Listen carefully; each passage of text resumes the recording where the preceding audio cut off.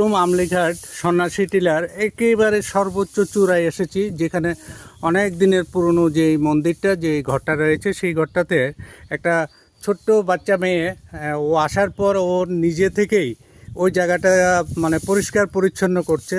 স্বচ্ছতাই আমরা যেটা জানি ধর্ম, স্বচ্ছতাই আমাদের মনে অনেক কিছু পরিবর্তন এনে দেয়। এই ছোট বয়সের বাচ্চার মধ্যে এই টাইপের যে একটা মানসিকতা, ওকে কেউ কিন্তু বলেনি, ও সেটা করে যাচ্ছে। আমি তোমার নাম জিজ্ঞেস করব, তোমার নাম কি? সোনাল ভূমি। সোনাল ভূমি। তো তুমি কি যে কোনো মন্দিরে বা কোনো জায়গাতে গেলে এই টাইপের কাজগুলি করো? হ্যাঁ, কেন করো তুমি? এমনি। ভালো লাগে তোমার? হ্যাঁ। পরিষ্কার জায়গাতে এখানে তুমি বসতে, পুজো দিতে, দেখতে তোমার এরকম ভালো লাগে।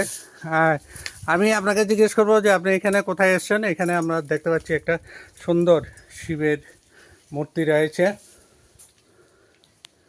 যেটা সন্ন্যাসীর টিলা নামে পরিচিত।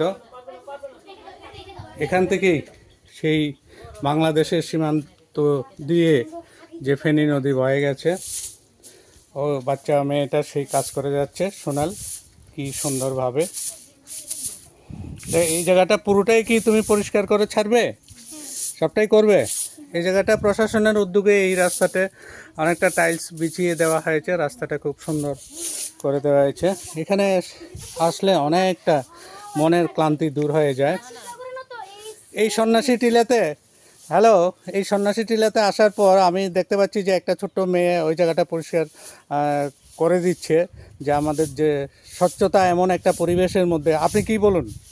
না, স্বচ্ছতা করছে এটা আমার নাতনি। আমার আমার নাতনি হয়।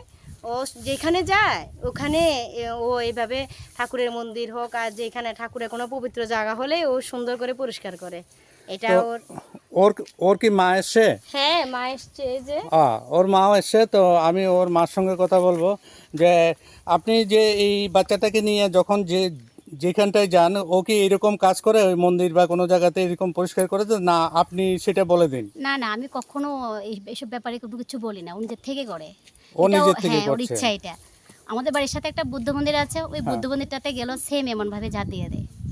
মানে যাতে করে যারা এখানে দর্শকরা বা পুণ্যার্থীরা আসে, তারা যেন এই জায়গাটাতে মনের শান্তি মিলে এবং পরিষ্কার, অ্যাকচুয়ালি স্বচ্ছতায়, পরিষ্কার পরিচ্ছন্নতাই আমাদের মনের পবিত্রতা আনে, হ্যাঁ, এটাই। যেটা আমাদের শারীরিক মানসিক সব কিছু বিকাশে সাহায্য করে। এটাই তো মনে করেন আপনি? এটা হ্যাঁ, এটাই। তো এই এই বাচ্চাটাকে আমার মনে হয় আপনার তাহলে প্রত্যেকটা ধর্মস্থানে বা বিভিন্ন আমাদের যে জায়গাগুলি ইয়ে রয়েছে, পৌরাণিক যে ঐতিহ্যপূর্ণ স্থানগুলি রয়েছে, ওইগুলিতে নিয়ে গিয়ে আমার মনে হয় এই ধরনের মানসিকতাটাকে আরেকটু বড় করে দেখানো, আমার মনে হয় আপনি ওই রকম চেষ্টা নেবেন কি?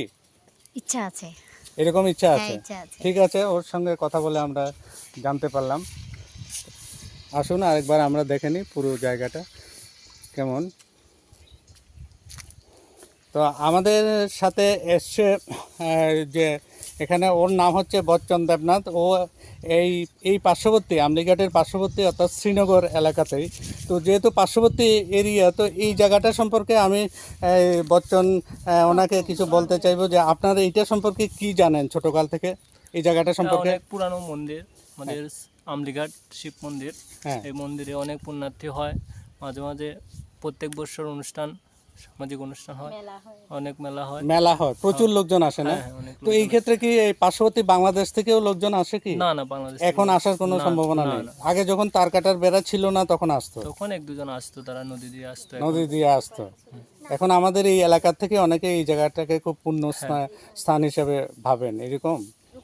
আচ্ছা, আমরা তো আর একটু ঘুরে, ক্যামেরাটাকে ঘুরিয়ে সব জায়গাটাকে একটুকু দেখাচ্ছি। হ্যাঁ, সময় তাড়াতাড়ি করো। একটা সিঙ্গেল